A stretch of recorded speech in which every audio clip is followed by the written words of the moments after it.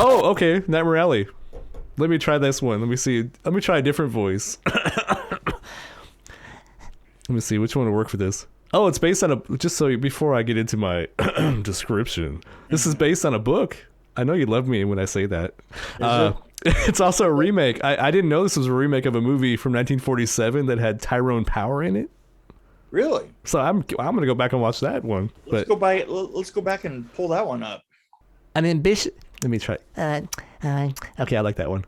An ambitious carny with a talent for manipulating people with few well-chosen words hooks up with a female psychiatrist who's even more dangerous than he is. And this is Nightmare Alley, 2021.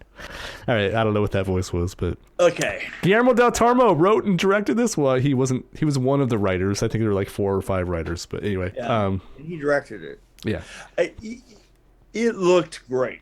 Oh, let's put it. It had that look. It had his look.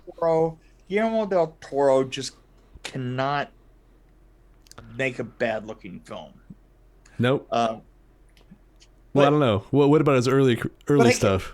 I haven't seen most of his early stuff. But I had a problem. What did I have a problem with? It seemed like a small story, you know, that was trying. He kept heaping things onto it to make it bigger and bigger and bigger and bigger. And here's the problem.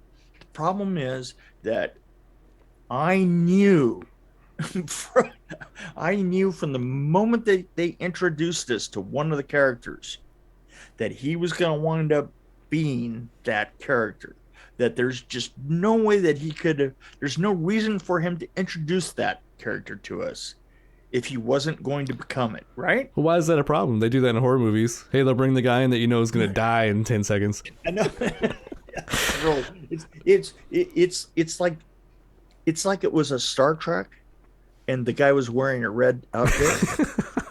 Well, I think this. So I thought the story was simple. I agree with that, but I think part of it was like I want to feel like he was trying to develop characters more. Because I feel like I cared more about the Bradley Cooper. What was his name? Somebody Carlisle. Anyway, yeah.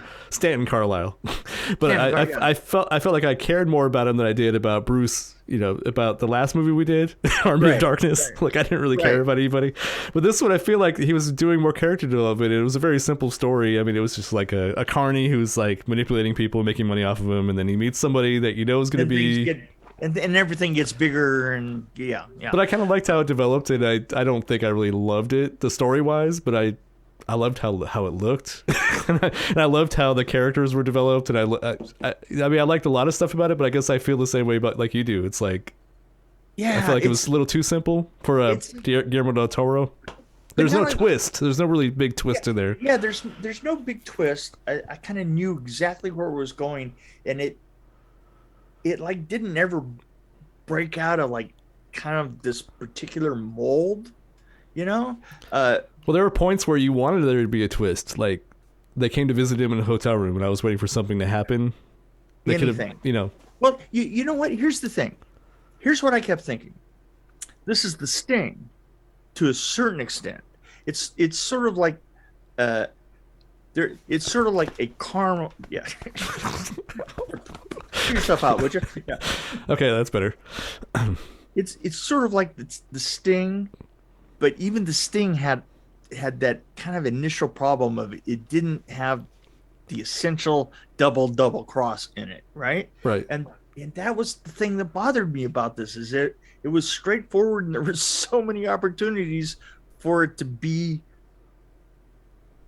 derailed or to like have something happen that wasn't apparent.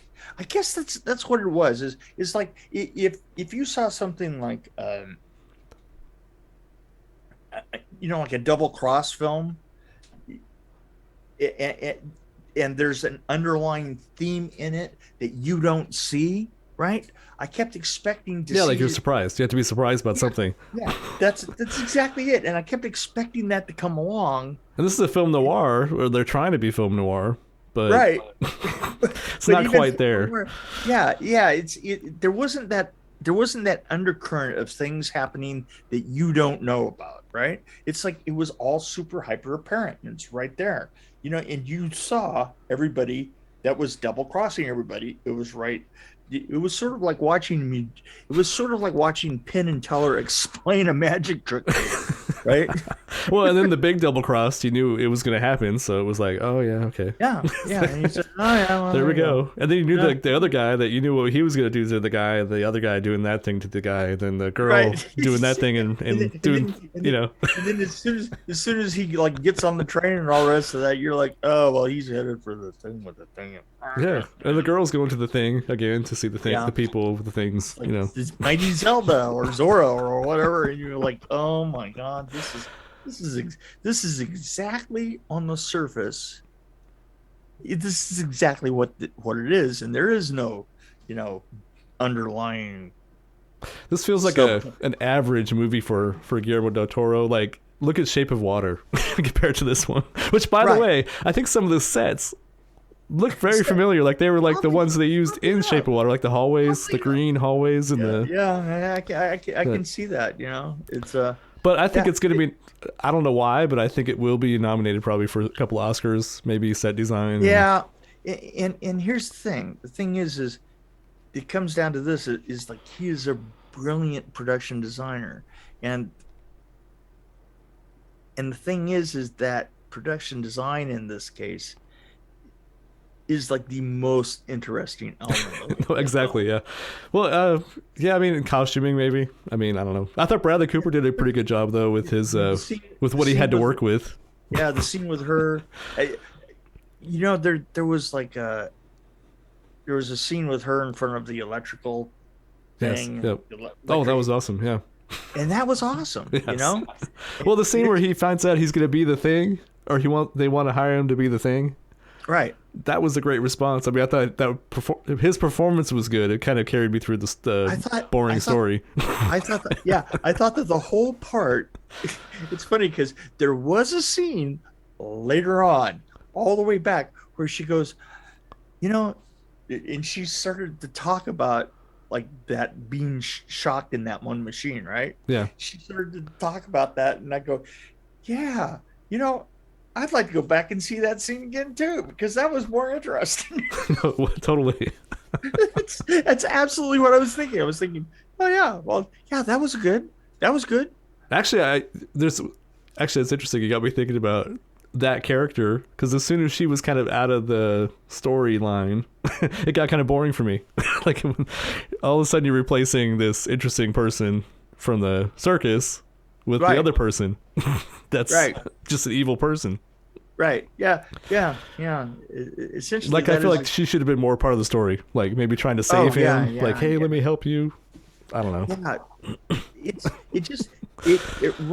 Once it got away from the circus, it just got too linear and too just straight ahead. And the thing is they had a lot of stuff going on. It's just that they decided to tell you what it all was and not to like put any subplot into there. Did you also notice that is all of a sudden like any little tiny subplot between people and stuff just kind of disappeared. It was just straight ahead, and they went right. Like all the characters in the beginning, they were all forgotten about. Yeah, but they came back for a visit. I mean, but okay. Right, it kind of made you wonder why didn't he make it back to that same place? It was just an odd film. And I feel like they could have done more with that thing in the jar.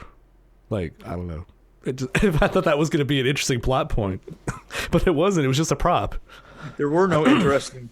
And hey, we got this prop. We're just going to use it. I don't know how we're going to use it, but we're going to use it. The thing is they were trying something completely new. They weren't going to use anything for a plot point. Well, you like creepy things in jars. I mean, I think they could have used it more to their advantage. Hello. Oh God, have I put things in a jar? But I was thinking of when I saw that thing in the jar, I started thinking about Pan's Labyrinth, and I'm like, okay, I'm waiting for something really weird to happen, but it never happened. It's the strangest. It was so weird. It's like there was so many, especially when we were in the circus. It could have taken you anywhere. Right? Yeah. You could have gone to any place and you could have believed that it was still in that circus somewhere. And yet it just stayed kind of tame You know, it literally is a film that the finance elements in it had to do with the production design and didn't go any further. I like that. We agreed again. That's. I mean, I don't think that it was bad. I don't think it was bad. I just think for him, it was, or for this whole. Well, I'm sure he hires a lot of the same people, but I'm sure. I mean, with his efforts, I think this was average for him. Yeah. For Guillermo del Toro to write and direct something. I want to say because does he have too many people involved? Is that the question? Like, because I know there are a lot of writers listed on this. I don't know if that's normal for him, but I know nowadays there's usually 4 writers on something. But it's like, yeah, but you know what's the director that grabs it and makes it what it is, you know? And I think that writing is definitely a problem. Definitely a problem on it. I mean, there needed to be some intersecting subplots. Yes, and there needs to be a red herring. I don't think there even was a red herring in this one that I can think of. I mean, something that was like, I was gonna go one direction, and they'd be like, "Oh my gosh!" Oh, that never happened. There was a carp there somewhere, but it was floundering. So yeah, I'd like to go back and redo this one. Like, maybe send me the script. I'll rewrite it like a 1950s detective movie. I'll film it myself.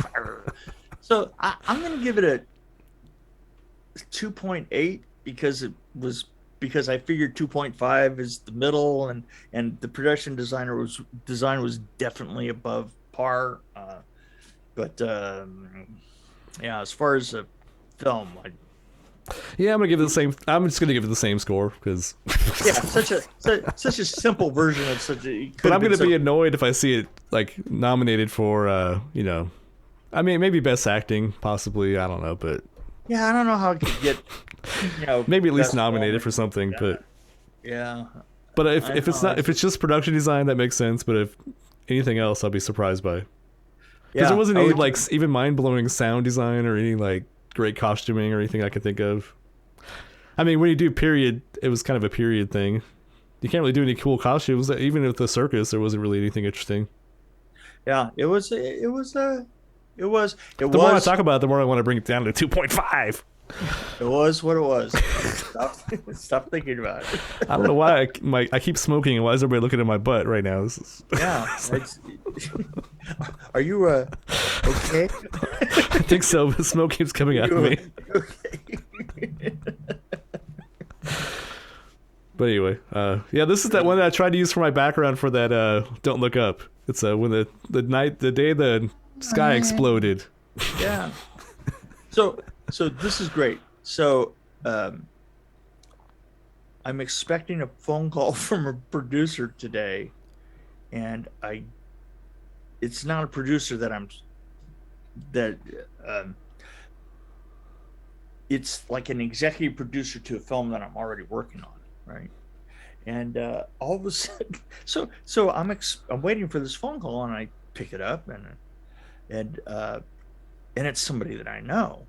And I go, "Oh, well, hey Jerry, what's happening?" And and he goes, and he starts to describe problems that he's having on this film. And I was like, "Wait a minute, were you supposed to call me?" And he goes, "What do you mean supposed to call you?" And I go, "Well, aren't you talking about the such and such a film?" And he goes, "No." He says, "This is the first time I've called you about this." And I go, "Oh," and he describes this whole, this whole problem that they're having with trying to manipulate, how they're going to manipulate a bunch of buildings and stuff that they found for a film in Kentucky of all places. And I was like, "Oh, wow." He says, "Yeah, he says, I really need you on this film." And so we just set a deal, and that was it. Wow. So when I got to go to Canada and finish up the one that I'm working on right now, and then come back and then I'll be working in Kentucky. Nice. Yeah. Right. Hey, see, you'll be able to drive up there. Yeah, I was gonna say if you need anybody. You can help me. You can help me take a Western town, you know, and make it look like an actual Western town. Oh, okay. Well, that should be easy for you, right? Well, I mean, what we have the Kentucky tourist version of a Western town. And we have to make it look like an actual. I got the key for you right here. One word. Tumbleweeds.